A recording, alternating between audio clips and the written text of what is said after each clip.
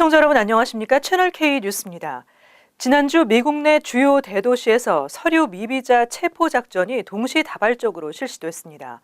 범죄 경력이 없는 서류 미비자도 포함된 것으로 알려져 이민사회 전체로 확대될지 우려되고 있습니다. 11일 월스트리트저널에 따르면 뉴욕과 LA, 시카고, 애틀란타를 비롯한 동부와 중서부 전역에서 6일부터 10일까지 수백 명의 서류 미비자들이 체포됐습니다. 뉴욕시 인근에서 체포된 서류 미비자만 40명에 이르고 애틀란타 200여 명, LA 등 캘리포니아 남부에서는 161명이 체포됐습니다. 이들 중 대부분은 범죄 경력이 있는 서류 미비자들로 30명은 멕시코로 추방된 것으로 알려졌습니다. 이번 단속은 불법 체류자의 주택과 일터를 급습해 미처 대피할 틈을 주지 않았습니다. 체포 작전은 주로 범죄 이력이 있는 히스패닉 불체자를 대상으로 이루어진 것으로 알려졌지만 범죄 경력이 없는 이들도 포함된 것으로 알려져 한인 등 이민사회 전체로 확대될 수 있다는 우려가 나오고 있습니다. 특히 트럼프 대통령의 반이민 행정명령이 법원 판결로 제동이 걸린 상태에서 통상적인 수준을 넘어섰다는 점에서 이민자들을 패닉 상태로 몰아넣고 있습니다. 드블라지오 뉴욕시장실은 이에 대한 보고를 받고 있으며 상황을 주시하고 있습니다. 인권단체들은 경찰과 이민 단속관에 대해 대처 요령을 여러 언어로 제작해 온라인 등으로 배포하고 있습니다. ICE 직원이 집에 왔을 때 영장이 없으면 문을 열어주지 말고 영장을 소지한 경우에도 묵비권을 행사할 수 있습니다. 또 어떤 서류에도 서명하지 말라고 조언했습니다. 도널드 트럼프 대통령이 새로운 반이민 행정명령을 발동할 것으로 알려져 큰 혼란이 우려되고 있습니다. 또 행정명령에 대한 법정 소송이 계속될 것으로 보여 많은 피해자가 발생할 것으로 보입니다. 트럼프 대통령이 또 다른 이민 관련 행정명령을 준비하고 있는 것으로 알려졌습니다. 새로운 행정명령에 대해 트럼프 대통령은 안보를 지키기 위해 속도를 낼 필요가 있다고 강조했습니다. 새 이민 행정명령의 내용에 대해서는 처음 행정명령과 아주 조금 다를 것이라고 말해 큰 차이가 없을 것임을 시사할 뿐 자세히 언급하지는 않았습니다. 법정 소송이 진행되고 있는 현 행정명령에 대해서는 싸움에서 이길 자신이 있다고 밝혔습니다. 트럼프 대통령의 이 같은 발언은 연방항소법원이 9일 하급 법원의 결정을 그대로 유지하자 정치적이고 수치스러운 결정이라며 법정에서 보자고 말해 대법원 상고 방침을 밝힌 바 있습니다. 하지만 전문가들은 백악관이 연방 대법원 상고 절차를 밟지 않을 것으로 예상하고 있습니다. 트럼프 대통령이 연방 대법원 상고 여부와는 별개로 새로운 반이민 행정명령을 발동할 경우 반대 진영에서도 위헌 소송을 제기할 것으로 보여 법적 다툼은 계속될 것으로 보입니다. 그 과정에서 새 행정명령과 법원의 제동 사이에 많은 피해자가 발생하면서 또다시 큰 혼란이 재현될 것으로 우려되고 있습니다. 미 전체 노동자 7명 중 1명이 이민자인 것으로 나타났습니다. 이민자들은 전문 분야를 비롯해 광범위한 직업에 종사하고 있습니다. 트럼프 행정부의 반이민 정책이 이어지고 있지만 이민자들의 경제 기여도가 작다고 할 수는 없겠습니다.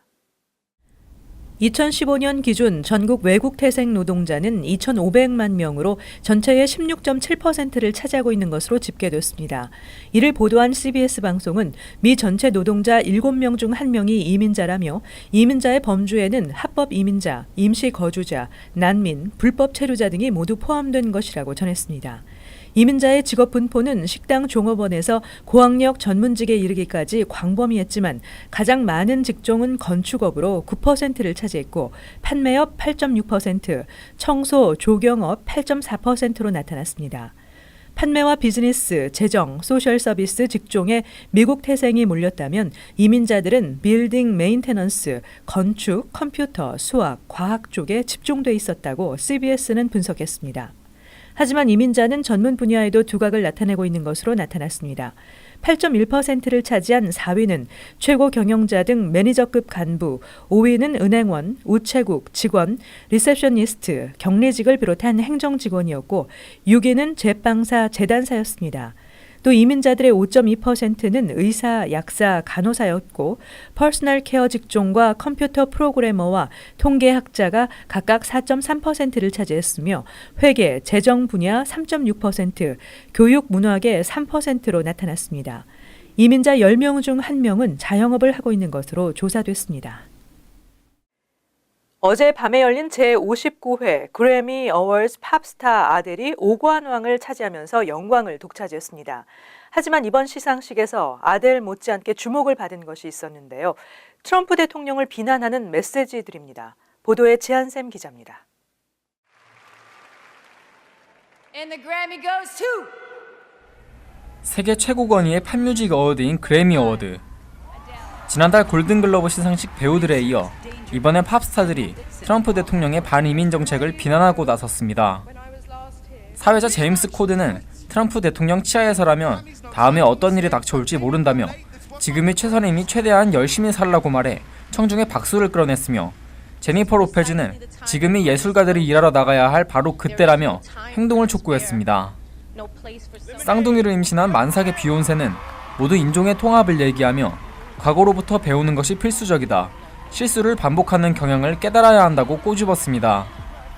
팝스타 케이티 페리와 베테랑 힙합 그룹 트라이브 콜드 퀘스트는 저항을 외치며 트럼프 행정부를 향해 직격탄을 날렸습니다. 의상을 통한 우회적인 메시지도 있었습니다. 밴드 아일리 서스펙터의 멤버는 등에 탄핵이라고 쓰인 재킷을 입고 등장했으며, 베스트 신인 아티스트 상을 받은 챈스 더 래퍼는 뒤에 오바마, 앞에는 땡큐라고 쓴 검은 후드 티셔츠를 입었습니다. 그래미 무대에는 친 트럼프 뮤지션도 눈에 띄었습니다. 가수 조이 빌라는 미국을 다시 위대하게라는 트럼프의 대선 캠페인 구호를 길게 새긴 파란색 드레스를 입고 나와 눈길을 끌었습니다. 채널K 뉴스 지한샘입니다. 뉴욕시가 서민 아파트 10,000가구를 확충할 계획입니다. 렌트가 부담되는 노인과 퇴역 군인 그리고 저소득층 주민들에게 공급하게 됩니다. 뉴욕시가 연소득 4만 달러 이하 가정을 위한 서민 아파트 10,000가구를 추가로 공급합니다. 13일 드블라지오 시장은 새 연설에서 렌트 부담을 안고 있는 노인과 퇴역 군인 등의 고충을 덜어주기 위해 19억 달러를 투입해 서민 아파트를 확충할 계획이라고 밝혔습니다. 5,000가구는 62살 이상 노인들을 위해, 500가구는 퇴역 군인들을 위해, 나머지 4,500가구는 일반 저소득층 주민들에게 입주 기회를 부여합니다. 이와 함께 62살 이상 연소득 5만 달러 이하 2만 5천 가구에는 월 최대 1,300달러의 렌트를 지원해주는 방안도 포함될 예정입니다.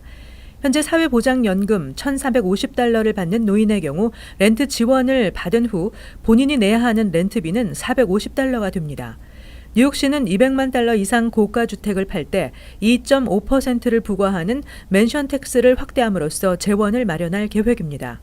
한편 뉴욕시는 지난 1일 올해 폐지될 예정인 노인과 장애인을 위한 렌트 인상 억제 프로그램을 2020년까지 연장하는 조례안을 통과시킨 바 있습니다. 뉴욕시가 저소득층 세입자 보호에 나섰습니다. 강제 퇴거 위기에 처한 저소득층 세입자들에게 무료 법률 서비스를 제공합니다. 매년 40만 명의 저소득층이 수혜를 받을 것으로 예상됩니다. 빌 드블라지오 시장과 멜리사 마크 비베리토 시의장은 12일 4인 가구 기준 연소득 5만 달러 이하 가구가 불법 퇴거 명령을 받았을 때 지원하는 법률 서비스 유니버설 액세스 이니셔티브를 시작한다고 발표했습니다. 2년 전 세입자 법률 서비스 보조 후 불법 퇴거는 24% 감소했고, 세입자가 변호사를 선임할 경우 퇴거 판결을 받을 확률은 75% 감소하는 것으로 나타났습니다. 이에 따라 뉴욕시는 전례 없는 고비용을 투자해 전국 최초로 법원 무료 변호는 물론 법률 자문도 무료로 시행하기로 했습니다. 드블라지오 시장은 뉴욕시가 저소득층 세입자들을 보호하기 위한 무료 법률 서비스 제공 도시가 된 것에 큰 의미를 부여하며 힘없는 세입자들을 보호하기 위해 시정부가 함께 싸울 것이라고 강조했습니다. 이 프로그램으로 매년 약 40만 명의 저소득층이 수혜를 받을 것으로 예상됩니다. 시정부는 이에 필요한 예산을 2018년 1,500만 달러에서 2022년까지 9,300만 달러를 투입하고 전면 시행되면 법률 서비스 투자를 1억 5,500만 달러까지 늘릴 계획입니다. 이번 이니셔티브는 지난해 상정됐던 저소득 세입자 법률 지원 조례안이 통과되며 탄력을 받았습니다. 지난해 뉴욕시 공립고등학교의 정시 졸업률이 또다시 사상 최고치를 기록했습니다. 아시안 학생의 정시 졸업률은 지난해에도 가장 높았습니다. 2016년 뉴욕시 고등학교 정시 졸업률이 72.6%로 나타났습니다. 최고 기록을 경신했던 2015년 70.5%를 또다시 경신한 역대 최고 기록이라고 10일 빌 드블라지오 뉴욕시장과 카르멘 페리냐 시 교육감은 밝혔습니다. 이번에도 한인을 포함한 뉴욕시 아시안 고등학생의 졸업률이 전체 인종 가운데 가장 우수한 것으로 나타났습니다. 또 2016년 중도 포기율은 8.5%로 최저치를 나타냈습니다. 인종별 정시 졸업률은 아시안 학생이 85.6%, 백인 82.1%, 흑인 68.1%, 히스패닉 66.9%로 나타났으며 흑인과 히스패닉 학생의 정시 졸업률이 가장 큰 폭으로 증가했습니다. 하지만 아시안과 백인 학생에 비해 졸업률은 여전히 낮은 수준이고 중도 포기율은 각각 8.8%와 11.2%로 다른 인종 학생에 비해 높게 나타났습니다. 정시 졸업률이 가장 높은 보로는 스태튼 아일랜드가 79.3%로 나타났으며 다음 퀸즈 75.5%, 맨하탄 74.6%, 브루클린 72.2%, 브롱스 64.8% 순으로 조사됐습니다. 중도 포기율이 가장 높은 곳은 브롱스가 12.7%를 기록했습니다. 뉴욕시 소방국의 앰뷸런스 이용료가 오릅니다. 뉴욕 시민들의 앰뷸런스 이용률이 늘어나고 있지만 운영은 적자를 면치 못하고 있습니다. 폴리티코 보도에 따르면 소방국은 앰뷸런스 서비스 이용료를 3월 12일부터 인상하겠다고 밝혔습니다. 지난 2012년 40% 서비스 인상에 이어 5년 만입니다. 일반 앰뷸런스 이용료는 $704에서 $775로 인상되고 긴급 구조 경우에는 상황 레벨에 따라 $1,190에서 $1,310 또는 $1,290에서 $1,420로 인상됩니다. 마일당 $12의 이용료는 $15로 오르며 앰뷸런스에 설치된 산소 공급 서비스는 $60에서 $66로 인상됩니다. 최근 뉴욕 시민의 앰뷸런스 이용률은 늘고 있는 추세지만 운영은 적자를 면치 못하고 있습니다. 소방국의 앰뷸런스 운영 지출은 한 해 $5억 달하지만 회수 비용은 $2억 달러에 불과한 것으로 나타났습니다. 이에 따라 소방국 측은 인상이 불가피하다고 밝혔습니다. 2016년 기준 뉴욕시에서는 총 170만 명의 환자가 앰뷸런스를 이용한 것으로 집계됐는데 이는 지난 1999년과 비교했을 때 33%가 증가한 것입니다. 한편 2016년에서 2017 회계년도 앰뷸런스 사고 수는 384건으로 전년도 같은 기간보다 16% 급증했습니다. 이처럼 사고가 증가한 원인으로 소방국은 앰뷸런스의 새로운 경로 추가를 꼽았습니다. 앰뷸런스 운영 횟수가 늘어나면서 사고 수도 늘고 부상자 수도 11% 증가했습니다. 앞으로 뉴저지주에서 우버와 리프트 등 차량 공유 서비스 업체 운전기사의 자격 규정이 까다로워집니다. 신원 조회가 의무화됐고 $150만 이상의 보험에 가입해야 합니다. 뉴저지에서 우버와 리프트 등 차량 공유 서비스 업체 운전기사들의 범죄와 운전 기록 등 신원 조회를 의무화하는 법안이 10일 크리스티 주지사의 서명을 거쳐 5월 1일부터 시행됩니다. 이에 따라 살인이나 성폭행, 음주운전 등 범죄 연루는 물론이고 난폭 운전 등도 적발되면 차량 공유 서비스 영업을 하지 못하게 됩니다. 이와 함께 고객들의 교통사고에 대비하도록 차량 공유 서비스 업체들은 $150만 이상 보험에 가입해야 하며 매년 $25,000의 비용을 지불하고 주 차량국에서 허가를 받도록 하는 내용도 포함됐습니다. 또한 뉴저지주 일반 택시의 경우에는 운전자의 신원 조회 절차를 거쳐야 면허를 취득하고 영업이 가능했지만 차량 공유 서비스 업체에 대해서는 이러한 규정이 없어 승객들의 안전사고가 잇따라 발생했었습니다. 차량 공유 서비스 업체 운전기사들의 신원 확인으로 승객들의 안전과 보상이 크게 나아질 것으로 기대되고 있습니다. 이어서 LA 지역 한인사회 소식입니다. 지난주 남가주 지역에서 100명이 훌쩍 넘는 불법 체류자가 무더기로 검거됐습니다.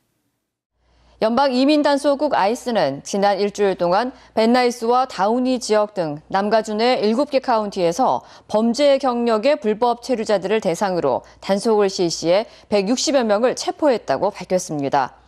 당국은 체포된 불법 체류자들은 대부분 갱 멤버와 마약 밀거래업자들이며 이 가운데 다수는 불법 무기 소지와 폭행, 성범죄 등의 기록을 갖고 있었던 것으로 덧붙였습니다.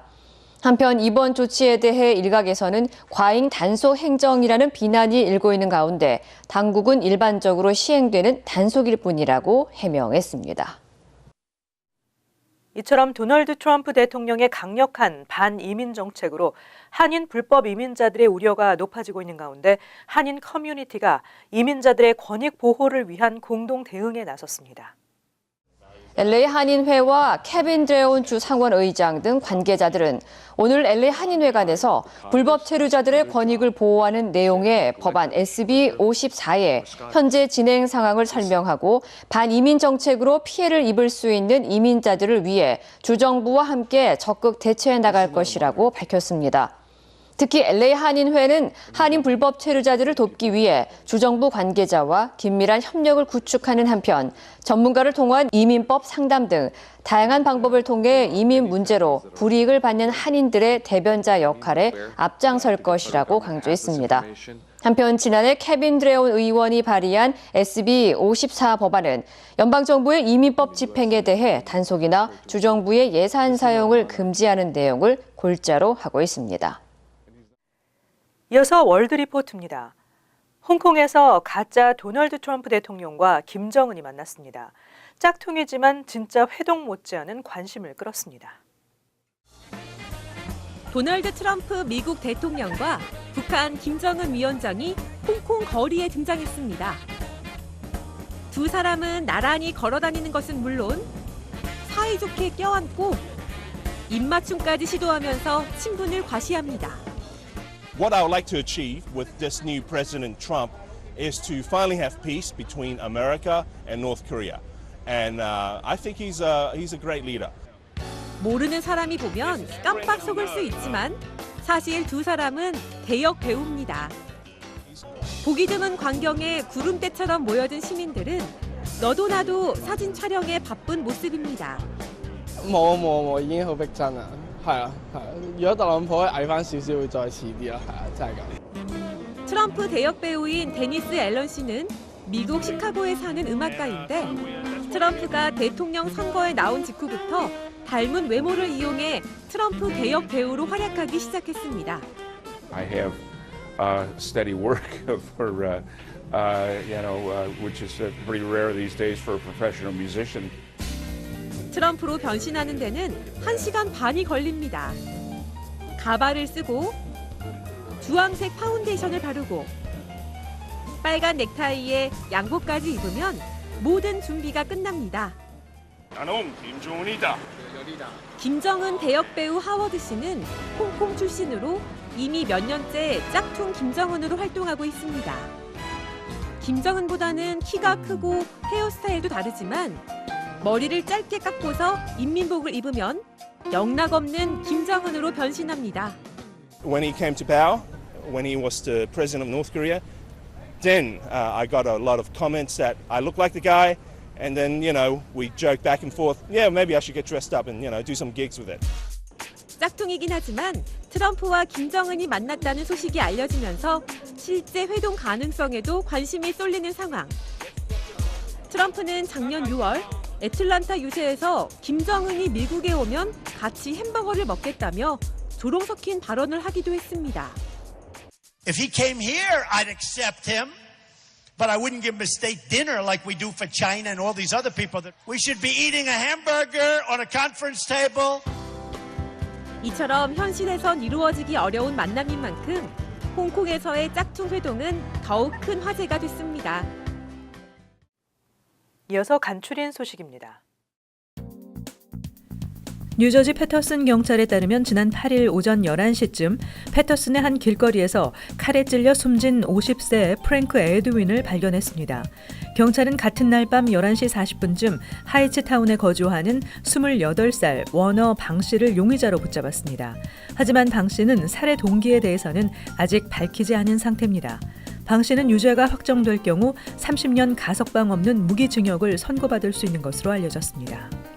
한국 외교부가 특별 감찰팀을 신설해 전 세계 재외공간 근무자의 일탈을 감시합니다. 이는 외교관들의 공직기강 해이에 따른 후속 조치로 지난해 9월 칠레에서는 참사관의 미성년자 성추행 사건이 발생했고 중동 대사의 대사관 직원 성희롱 사건도 있었습니다. 현재는 9명이 전 세계 183개 재외공관을 감사하고 있습니다. 이에 외교부는 특별 감찰팀을 신설하고 감사 인력을 증원하는 방안을 추진하기로 했습니다. 뉴욕주 항소법원은 10일 현재 뉴욕시 식당들에서 시행 중인 소금 경고 표시제 행정 조치가 적합하다고 판시했습니다. 항소법원이 1심 법원의 결정을 유지함에 따라 뉴욕시 소금 경고 표시제는 계속해서 시행하게 됐습니다. 전국 레스토랑 협회는 지난해 뉴욕시 위생국을 대상으로 제기한 소송에서도 패소한 바 있습니다. 한편 뉴욕시는 지난해 6월부터 위반 업소에게 $200의 벌금을 부과하고 있습니다. 10일 텔레그래프 통계에 따르면 지난해 미 시민권 포기자는 5,411명으로 전년보다 26% 증가하면서 새 기록을 세웠습니다. 지난 1998년부터 2009년 사이 시민권 포기자가 231명에서 762명인 점을 감안하면 최근 시민권 포기자가 급증하고 있습니다. 전문가들은 지난 2010년 재외 미국인의 세금 신고가 한층 강화되면서 아예 국적을 포기하는 이중 국적자들이 많아졌기 때문이라고 분석했습니다. 다음은 환율과 증권 소식입니다.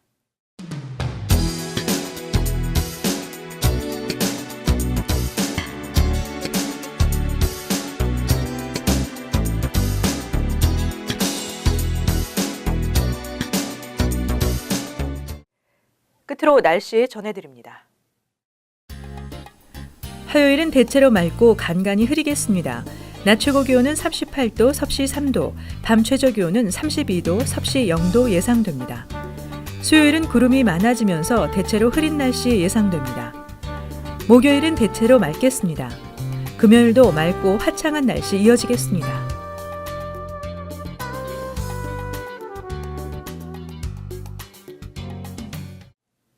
항상 여러분과 함께하는 채널 K 뉴스 여기서 마칩니다. 시청해주신 여러분 고맙습니다.